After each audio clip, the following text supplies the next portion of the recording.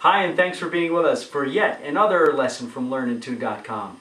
I really appreciate all the messages I get from the guitar players out there, and one thing they have been saying is that we do not yet have a funk lesson up on the site. So I wanted to take care of that as soon as possible, and I've come up with a great example. It's a song by the Average White Band.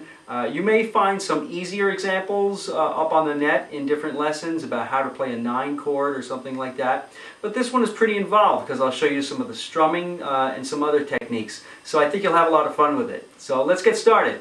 So one example that guitar players sometimes mention is the introduction to a song called Cut the Cake by the Average White Band, and I feel it's an excellent example to show a few different funk guitar techniques that are really essential. Here's how it goes. Ready, go.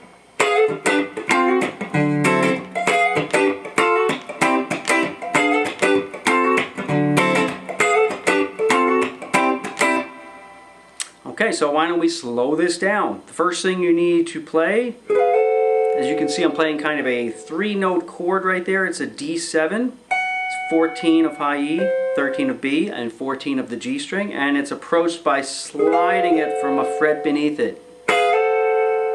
Okay, the second thing being struck is your ring finger will be barring the 12th fret of the D and the G and the B. The next move is to bar the 10th fret. You're kind of now using the D minor pentatonic scale, even though the chord is D7. The next thing is your first finger's barring across the 10th fret of D, G, and B. And the interesting thing here is, as you strike it, your middle finger will hammer onto the 11th fret. So here's what we have so far. Alright, the next move is to go to a D9 chord, and that's played on the 5th fret, second finger on 5 of A. We have 4 of D, and we have your ring finger playing the 5th fret of G, B, and high E. So the first thing struck is the A string, and then it's a down-up strum after that. So here's what we have so far. Okay, now the second time through the song, the chord changes. This chord is actually a D9 sus chord. Even though I'm really not playing a D in the bass, but as you'll see, my pinky is hitting a high D, so that's the important thing. Sometimes people like to take this chord and resolve the sus note down to the 3rd. It's going to have the 10th fret of the D, 9 of G, 8 of the B, and your pinky plays the 10th fret of high E. Okay?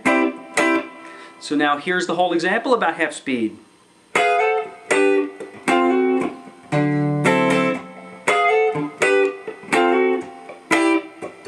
And another very important thing, some of you may be wondering about the right hand strumming. So a very important thing for me to communicate to you is to keep the rhythm constant, even on notes that you're not striking.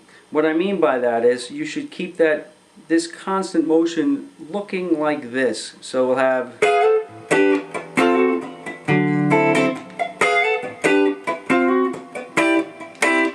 right? So you saw how that it really will keep your timing very precise. It's something pretty tough to work on, but gradually over time you'll definitely get the feel of it.